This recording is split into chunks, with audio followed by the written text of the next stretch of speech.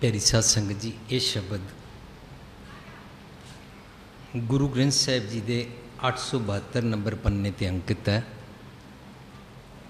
इसका सिरलेख जिस तरह के गुरु ग्रंथ साहिब विच लिखा है, राग गौंड। गौंड राग का नाम है अते बाणी कबीर जी की है। घर दूजा राग दे ताल दी पिच जिस घर विच इसनूं गायन किया गया है वो घर दूजा है। शब्द के आखिर विच सानूं लिखिया मिलता है 4, 7 और 10। 4 शो करता है कि शब्द चौपदे ने, 4 पदे ने। 7 शो करता है कि घर दूजा दा कबीर साहब का इस राग विच 7वां शब्द है। अते 10 शो करता है कि कबीर साहब के गौंड राग विच हुण तक टोटल इस टॉपिक उत्ते 10 शब्द हैं। ये नाल दे नाल असी बाणी की बनतर का लॉकअप सिस्टम समझते जाते हैं ताकि सानू इस गल का माण आ सके कि गुरु अर्जन पातशाह वालों जिहड़ा ग्रंथ तैयार किया गया, जिसनों असी सारी दुनिया में सिर उच्चा करके कह सकते हैं that we have got first hand document, जिहड़ा कि गुरु पातशाह ने आप तैयार किया, उसनों इस ढंग दे नाल कंप्यूटराइज्ड लॉकअप सिस्टम की लैंग्वेज अज कह सकते हैं। इस ढंग नाल गिणतियाँ, रहाओ, राग, घर, सिरलेख लिख के लॉकअप किया कि इस बाणी में कोई मिक्स नहीं कर सकता। कई सज्जणों नूं इतिहास नाल प्यार है, इतिहास नाल भी सानू प्यार करना है, लेकिन विचारना यह है कि इतिहासकार लिखण वेले अपने जज्बात नाल लिखदा है। इस करके सानू कई किस्मां दा इतिहास लिखिया मिलता है। इतिहास गलत नहीं, इतिहास झूठ नहीं, इतिहास उत्ते माण करदियां ने कौमां, पर असी अपना जीवन उच्चिया करन वास्ते जिथे इतिहास तो सेध लेंदे हैं उत्थे सानू यह देखना है कि टॉप प्रियोरिटी सानू गुरबाणी ते होनी चाहिए है, क्योंकि गुरबाणी विच कोई भी मिक्स नहीं है। गुरबाणी फर्स्ट एंड डॉकूमेंट है। किसी गुरु पातशाह तो लैके अज तक विचकार विच किसी दी मन मर्जी नाल नहीं लिखी हुई, कोई मिक्स नहीं है। वो मिक्स नहीं है वो इसी करके कि गुरु साहब ने इसनों ऐसे लॉकअप सिस्टम दे नाल लिखिया। गुरु ग्रंथ साहिब विच जोत ओहा जुगत साए, जोत केड़ी? गुरु नानक साहब दा टंग। जुगत गुरु नानक साहब दी नूं गुरु अर्जन पातशाह ने लिया, उन्होंने समझाया। जे आसा की वारी लिखी है तो उसके उत्ते लिखिया श्लोक भी महले पहले के लिखे, आसा की वार दे नाल लिखिया। तो इस तरीके नाल गुरु अर्जन पातशाह सारी गुरु नानक पातशाह जी की टैक्नीक वरतते हैं। जे गुरु नानक पातशाह कबीर साहब कोल गए, उन्होंने उतों बाणी लैके आए, फरीद जी के उतों बाणी लैके आए, नामदेव जी के उतों बाणी लैके आए, भावें वो बाणी उचारण वाला मौजूद सी जां नहीं सी, ये सेकेंडरी है, लेकिन जिन्हां दी बाणी लैके आए उसनूं गुरु नानक पातशाह ने अपनी कसवट्टी दे नाल परखिया। परखण तो बाद जेड़ी बाणी यूनीवर्सल ट्रुथ सारी दुनिया ते इक्वली एप्लीकेबल होने वाली, खरे सच ते इंसानियत उत्ते अते एक अकाल पुरख उत्ते टुकदी सी, केवल उस बाणी नूं निथार के एनालाइज करके कसवट्टी ते परख के गुरु ग्रंथ साहिब विच दर्ज किया। ये ढंग गुरु नानक पातशाह जी का गुरु अर्जन पातशाह ने लैके जोत ओहा जुगत साए सह काया फेर पलटी है। असी जदों पटां दे सवैये पढ़ते हैं उत्थों सानू पता लगता भी गुरु अर्जन पातशाह ने कित्थों यह टैक्नीक सीखी। गुरु नानक तो गुरु अंगद पातशाह कोल पहुँची, अते गुरु अंगद पातशाह तो गुरु अमरदास जी कोल, अते गुरु अमरदास जी तो गुरु रामदास जी तो गुरु अर्जन पातशाह तक ये टैक्नीक पहुँची। इसी करके कबीर अते फरीद जी के श्लोकों के नाल मैले तीजे दे श्लोक भी सानू लिखे मिलते हैं जिहड़े उस टॉपिक नाल मेल खाते सन। उत्थे कबीर अते फरीद जी की बाणी दे नाल मैला तीजा दे श्लोक भी हैं, मैला पंजवां दे श्लोक भी हैं, मैला पहला दे श्लोक भी हैं। ये सारा गुरु साहब ने ढंग वरतिया। इस तो इलावा असी हर शब्द विच देखते हैं मैक्सीमम शब्दों में सानू रहाओ लिखिया मिलता है। रहाओ हुंदा है शब्द का सेंट्रल आइडिया, भावर्थ, जिस्ट, ताकि कोई भी एक अनजान कोई भी एक लेमैन, कोई भी एक कॉमन मैन, कोई भी एक सादा मनुख जदों पढ़न लगे उसनों पता लग सके कि इस सारे शब्द का सार कित्थे है। इस करके लिख दिता रहाओ, पॉज, विश्राम, ठहरो, जरा ध्यान नाल पढ़ो, इत्थे कोई गल है सारे शब्द दे विच जिसनों कि पहला समझना है। इस करके सिंगिंग वेले उसकी टेक रखी जाती है। रहाओ इस शब्द का है, कूटन किसै कहो संसार, सगल बोलन के माए विचार। अज दे शब्द नूं विचारन वेले सानू एक तो एकाग्रता चाहिए है जिहड़ी कि तुसी बनाई हुई है, लेकिन एक अपने मन की ये वाली एकाग्रता भी चाहिए है कि असी बाणी नूं किहड़े ढंग नाल पढ़ना है, किहड़े ढंग नाल विचारना है। जिहड़े बाणी विच लफज आए ने ये लफज गुरु पातशाह तो पहला प्रचलित सन। पब्लिक दे अंदर जिहड़े लफज प्रचलित होण उन्हां लफ्ज़ां दी वोकैबलरी नूं अपनी गल विच लगा के पेश करना, पर अर्थ अपने देने, इसनूं कहंदे ने प्रौढ़ावाद, इसनूं कहंदे ने स्पीकिंग इन वर्नैकुलर। जिहड़े मैटाफर्स, जिहड़े फ्रेजिज, जिहड़े ईडियम्स दुनिया वरतदी है वो वाले वरत लैणे। फर्ज करो दुनिया वरतदी है नाच ना जाने आंगन टेढ़ा, तो गुरु साहब कहते हैं नचन नच ना जाना है आखै थू सौड़ी। जो दुनिया लफज वरतदी है, जो ईडियम्स वरतदी है, जो अखाण वरतदी है, गुरु साहब प्रचलित लफ्ज़ां नूं ही वरत के पर अर्थ अपने लगांदे हन। वो गुरु साहब के अर्थां नूं समझना है।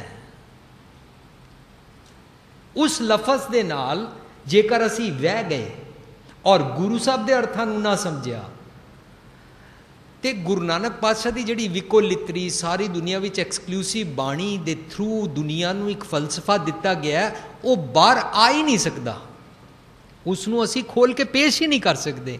क्यों? क्योंकि असी जे पुराने प्रचलित अर्थ उहदे लै लईए गुरु नानक पातशाह जी दे बाणी उचारण तो पहला वाले, तो की होएगा असी पुरानी वाली फिलॉसफी नाल जुड़े रहांगे।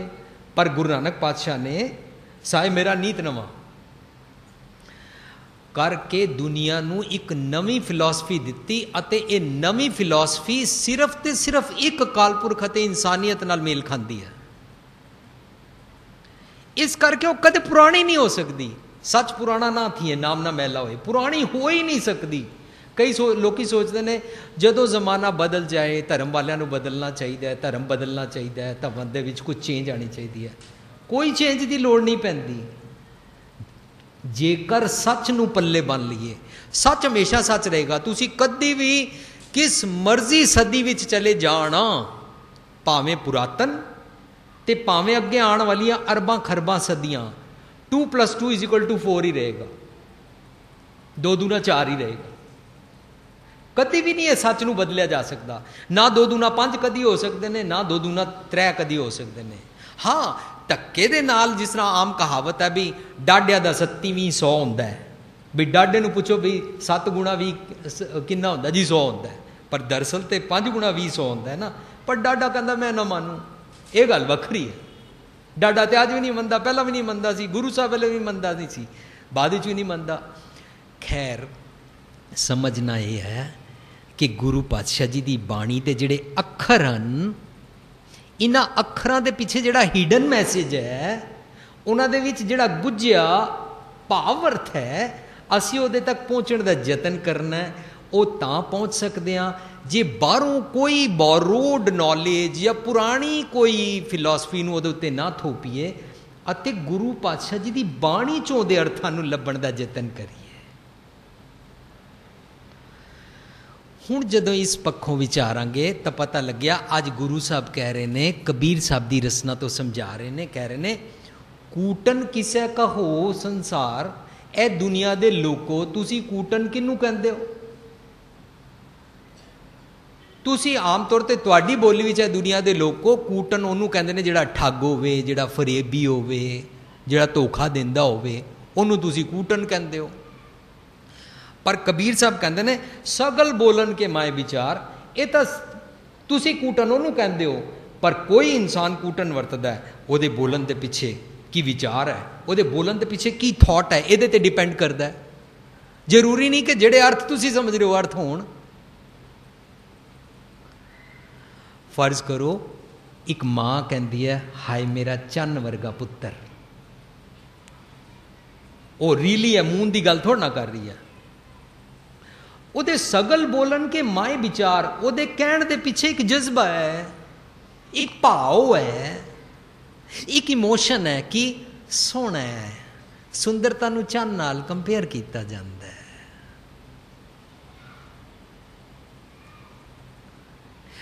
ਇਹਦਾ ਮਤਲਬ ਇਹ ਹੋ ਗਿਆ ਕਿ ਜਿਹੜਾ ਉਹਦੇ ਪਿੱਛੇ ਭਾਵ ਹੈ ਅਸੀਂ ਉਸ ਭਾਵ ਤੱਕ ਪਹੁੰਚਣਾ ਹੈ। ਮਤ ਭੁਲੇਖਾ ਖਾ ਜਾਣਾ ਕਿ ਅਸੀਂ ਕਹਿ ਰਹੇ ਜੀ ਰਿਟਰਨ ਨਹੀਂ ਕਰਨਾ ਚਾਹੀਦਾ। ਨਹੀਂ, ਅਸੀਂ ਕਦੀ ਨਹੀਂ ਕਹਿ ਸਕਦੇ ਰਿਟਰਨ ਨਹੀਂ ਕਰਨਾ ਚਾਹੀਦਾ। ਜਦੋਂ ਅਸੀਂ ਬਚਪਨ ਵਿੱਚ ਘਰ ਬੈਠੇ ਹੁੰਦੇ ਸਾਂ, ਮਾਂ ਸਾਨੂੰ, ਅਸੀਂ 3-4 ਸਾਲ ਦੇ ਹੁੰਦੇ ਹਾਂ, ਸਾਡੇ ਮੰਮੀ ਪਾਪਾ, ਕੋਈ ਵੀ ਮਹਿਮਾਨ ਆਉਂਦਾ ਹੈ, ਕੋਈ ਵੀ ਰਿਸ਼ਤੇਦਾਰ ਆਉਂਦਾ ਹੈ, ਉਹਦੇ ਸਾਹਮਣੇ ਕਹਿੰਦੇ ਅੱਛਾ ਬੇਚਾ ਇਹਨਾਂ ਨੂੰ ਏਕ ਓਂਕਾਰ ਸਤਿਨਾਮ ਕਰਤਾ ਪੁਰਖ ਸੁਣਾਓ, ਤਾਂ ਉਸ ਵੇਲੇ ਅਸੀਂ ਰਿਟਰਨ ਹੀ ਤੇ ਕਰਦੇ ਹਾਂ। ਰਟਨ ਨੂੰ ਕੌਣ ਮਨਾ ਕਰ ਸਕਦਾ ਹੈ? ਰਟਨ ਕਰਦਿਆਂ ਕਰਦਿਆਂ ਤੇ ਬਾਣੀ ਯਾਦ ਹੁੰਦੀ ਹੈ। ਰਟਨ ਕਰਦਿਆਂ ਕਰਨਾ ਚਾਹੀਦਾ ਹੈ, ਕਰਨ ਤੋਂ ਬਾਅਦ ਬਾਣੀ ਯਾਦ ਹੋ ਗਈ। ਪਰ ਉਸ ਬੱਚੇ ਨੂੰ ਮਾਂ ਪਿਓ ਰਟਨ ਕਰਾ ਰਹੇ ਨੇ, ਕਿਉਂਕਿ ਬੱਚਾ ਅੱਜ ਸ਼ਬਦ ਵਿਚਾਰ ਨਹੀਂ ਸਮਝ ਸਕਦਾ। ਇਸ ਕਰਕੇ ਜਦੋਂ ਬੱਚਾ ਸਕੂਲ ਵੀ ਜਾਂਦਾ ਉਹਨੂੰ ਏ ਫॉर ਐਪਲ ਪੜ੍ਹਾਇਆ ਜਾਂਦਾ ਹੈ, ਕੱਕਾ ਕਬੂਤਰ ਪੜ੍ਹਾਇਆ ਜਾਂਦਾ ਹੈ, ਉਸਨੂੰ ਹੁਣੇ ਸੈਂਟੈਂਸ ਬਣਾਉਣੇ ਨਹੀਂ ਆਉਂਦੇ। ਲੇਕਿਨ ਕੀ ਅਸੀਂ ਸਾਰੀ ਉਮਰ ਬੱਚੇ ਨੂੰ ਊੜਾ ਐੜਾ ਜਾਂ ABC ਜਾਂ ਕੱਕਾ ਖੱਖਾ ਤੱਕ ਬਿਠਾਉਂਦੇ ਹਾਂ? ਅਸੀਂ ਸਕੂਲ ਵਾਲਿਆਂ ਨੂੰ ਵੀ ਕਹਿੰਦੇ ਹਾਂ ਵੀ ਅੱਗੇ ਵੀ ਕੁਝ ਪੜ੍ਹਾਓ। ਇਸ ਕਰਕੇ ਸਕੂਲ ਵਾਲੇ ਅਗਲੇ ਲੈਸਨ ਪੜ੍ਹਾਉਂਦੇ ਨੇ। ਤਾਂ ਇਸ ਤਰ੍ਹਾਂ ਸਤਿਗੁਰ ਦੀ ਚਟਸਾਲ ਹੈ, ਸਤਿਗੁਰ ਦੀ ਪਾਠਸ਼ਾਲਾ ਹੈ, ਸਤਿਗੁਰ ਦਾ ਸਕੂਲ ਹੈ, ਸਤਿਗੁਰ ਪਾਉਂਦਾ ਹੈ। ਸਤਿਗੁਰ ਵੀ ਸਾਨੂੰ, ਪਹਿਲਾਂ ਅਸੀਂ ਤੋਤਾ ਰਟਨੀ ਕਰਕੇ ਬਾਣੀ ਸਿੱਖਦੇ ਹਾਂ, ਬਾਣੀ ਯਾਦ ਕਰਦੇ ਹਾਂ। ਅੱਜ ਵੀ ਜਿਹੜੀਆਂ ਅਸੀਂ ਅਚਾਨਕ ਕੀਰਤਨ ਕਰਦੇ ਹਾਂ, ਵਿਆਖਿਆ ਕਰਦੇ ਹਾਂ, ਜਿਹੜੀ ਅਚਾਨਕ ਬਾਣੀ ਕੋਟ ਕਰ ਜਾਂਦੇ ਹਾਂ, ਉਹ ਬਚਪਨ ਵਿੱਚ ਕਿਸੇ ਵੇਲੇ ਸੁਖਮਨੀ ਸਾਹਿਬ ਯਾਦ ਕੀਤਾ ਸੀ, ਬਚਪਨ ਵਿੱਚ ਕਿਸੇ ਵੇਲੇ ਆਸਾ ਕੀ ਵਾਰ ਯਾਦ ਕੀਤੀ ਸੀ, ਭਾਵੇਂ ਉਸ ਵੇਲੇ ਤੋਤਾ ਰਟਨੀ ਕੀਤੀ ਸੀ, ਉਹਦੇ 'ਚ ਕੀ ਮਾੜਾ ਹੈ? ਪਰ ਬਾਣੀ ਯਾਦ ਹੋ ਗਈ। ਬਾਣੀ ਯਾਦ ਕਰਨੀ ਹੈ। ਲੇਕਿਨ ਬਾਣੀ ਯਾਦ ਕਰਨ ਤੋਂ ਬਾਅਦ ਗੁਰੂ ਸਾਹਿਬ ਕਹਿੰਦੇ ਨੇ ਚਿਮ ਚਿਮ ਵਰਸੈ ਅੰਮ੍ਰਿਤ ਧਾਰਾ ਮਨ ਪੀਵੈ ਸੁਣ ਸ਼ਬਦ ਵਿਚਾਰਾ। ਹੁਣ ਤੈਨੂੰ ਬਾਣੀ ਯਾਦ ਹੋ ਗਈ ਹੈ ਨਾ, ਹੁਣ ਇਸ ਬਾਣੀ ਦੀ ਵਿਚਾਰ ਵਿੱਚ ਜਾ। ਇਹਦਾ ਮਤਲਬ ਹੋ ਗਿਆ ਅਸੀਂ ਜਦੋਂ ਯਾਦ ਕਰਦੇ ਹਾਂ, ਭਾਵੇਂ ਰਟਨ ਨਹੀਂ ਕਰਕੇ ਕਰਦੇ ਹਾਂ, ਮਾਰ ਫੁਲਕਾ ਪਕਾ ਰਹੀ ਹੈ, ਨਾਲ ਨਾਲ ਜ਼ੁਬਾਨੀ ਪਾਠ ਕਰਦੀ ਰਹਿੰਦੀ ਹੈ, ਲੇਕਿਨ ਜਿਹੜੀ ਮਾਂ ਬਾਣੀ ਦੀ ਵਿਚਾਰ ਵਿੱਚ ਚਲੀ ਜਾਂਦੀ ਹੈ, ਉਹ ਫਿਰ ਰੋਟੀ ਪਕਾਉਂਦਿਆਂ ਪਕਾਉਂਦਿਆਂ ਉਸ ਵਿਚਾਰ ਵਿੱਚ ਵੀ ਰਹਿੰਦੀ ਹੈ। ਛਿੱਥੇ ਪਏ ਮਨ ਨਾਲ ਰੋਟੀ ਨਹੀਂ ਪਕਾਉਂਦੀ, ਉਹ ਭਾਖਿਆ ਭਾਓ ਬਾਹਰ ਵਾਲੇ ਖਿਆਲਾਂ ਨਾਲ ਪਕਾਉਂਦੀ ਹੈ ਰੋਟੀ, ਕਿਉਂਕਿ ਉਹ ਬਾਣੀ ਦੀ ਵਿਚਾਰ ਵਿੱਚ ਚਲੀ ਗਈ। ਉਹ ਐ ਨਹੀਂ ਸੋਚ ਰਹੀ ਹੁੰਦੀ ਹਾਏ ਮੈਂ ਕੀ ਕਰਾਂ, ਮੈਨੂੰ ਰੋਟੀ ਪਕਾਉਣੀ ਪੈ ਗਈ ਹੈ, ਇੰਨੀ ਗਰਮੀ ਹੈ, ਸਾਰੇ ਅੱਜ ਆਰਾਮ ਕਰ ਰਹੇ ਨੇ, ਮੈਨੂੰ ਕਰਨਾ ਪੈ ਰਿਹਾ। ਉਹ ਇਸ ਤਰ੍ਹਾਂ ਨਹੀਂ ਸੋਚਦੀ, ਕਿਉਂਕਿ ਉਹ ਬਾਣੀ ਜਿਹੜੀ ਉਹਨੂੰ ਯਾਦ ਹੈ, ਜਿਹੜੀ ਬਾਣੀ ਉਹ ਉਚਾਰਦੀ ਪਈ ਹੈ, ਜਿਹੜੀ ਬਾਣੀ ਉਹ ਸੋਦਰ ਕਰਦਿਆਂ ਕਰਦਿਆਂ ਫੁਲਕਾ ਪਕਾ ਰਹੀ ਹੈ, ਉਸ ਵੇਲੇ ਉਹ ਇੱਕ ਖੇੜੇ ਵਿੱਚ ਹੈ, ਕਿਉਂਕਿ ਉਹ ਬਾਣੀ ਦੀ ਵਿਚਾਰ ਵਿੱਚ ਚਲੀ ਗਈ। ਉਹਦੇ ਅੰਦਰ ਚਿਮ ਚਿਮ ਵਰਸੈ ਅੰਮ੍ਰਿਤ ਧਾਰ ਹੋ ਰਹੀ ਹੈ। ਮਤ ਭੁਲੇਖਾ ਖਾਣਾ ਕਿ ਤੋਤਾ ਰਟਨ ਨਹੀਂ ਕਰਨਾ ਚਾਹੀਦਾ, ਪਰ ਇੱਥੋਂ ਅੱਗੇ ਟੁਰਨਾ ਹੈ ਅਸੀਂ, ਕਿ ਵਿਚਾਰਨਾ ਵੀ ਹੈ। ਸੋ ਅੱਜ ਦੇ ਸ਼ਬਦ ਵਿੱਚ ਗੁਰੂ ਪਾਤਸ਼ਾਹ ਦੁਨੀਆ ਦੇ ਪ੍ਰਚਲਿਤ ਲਫ਼ਜ਼ਾਂ ਦੀ ਗੱਲ ਕਰਦੇ ਨੇ ਔਰ ਕਹਿੰਦੇ ਨੇ ਇਹ ਪ੍ਰਚਲਿਤ ਲਫ਼ਜ਼ਾਂ ਦੇ ਅਰਥ ਇਹ ਦੁਨੀਆ ਦੇ ਲੋਕੋ। ਕੂਟਨ ਕਿਸੈ ਕਹੋ ਸੰਸਾਰ, ਇਹ ਦੁਨੀਆ ਦੇ ਲੋਕੋ ਤੁਸੀਂ ਕਿਹਨੂੰ ਕੂਟਨ ਕਹਿੰਦੇ ਹੋ? ਜਿਹੜਾ ਠੱਗ ਹੈ, ਜਿਹੜਾ ਫਰੇਬੀ ਹੈ, ਜਿਹੜਾ ਲੁੱਟ ਲੈਂਦਾ ਹੈ। ਪਰ ਮੈਂ ਕਿਹਨੂੰ ਕੂਟਨ ਕਹਿੰਦਾ? ਕਬੀਰ ਸਾਹਿਬ ਅੱਜ ਸਮਝਾਣਗੇ। ਤੇ ਮਤ ਸੋਚਣਾ ਕਿ ਕੂਟਨ ਕੋਈ ਇਨਸਾਨ ਹੁੰਦਾ ਹੈ। ਇਸ ਗੱਲ ਨੂੰ ਪੱਲੇ ਬੰਨ ਲੈਣਾ ਹੈ, ਮੰਦਾ ਕਿਸੇ ਨਾ ਆਖੀ ਹੈ। ਇਸ ਗੱਲ ਨੂੰ ਪੱਲੇ ਬੰਨ ਲੈਣਾ ਕਿ ਬਾਣੀ ਸਾਨੂੰ ਸਮਝਾਉਂਦੀ ਹੈ ਨਾ ਕੋ ਮੂਰਖ ਨਾ ਕੋ ਸਿਆਣਾ। ਇਸ ਗੱਲ ਨੂੰ ਪੱਲੇ ਬੰਨ ਲੈਣਾ ਹੈ, ਬਾਣੀ ਸਾਨੂੰ ਸਮਝਾਉਂਦੀ ਹੈ ਕਬੀਰ ਸਭ ਤੇ ਹਮ ਬੁਰੇ। ਹਮ ਬੁਰੇ ਕੀ ਹੁੰਦਾ?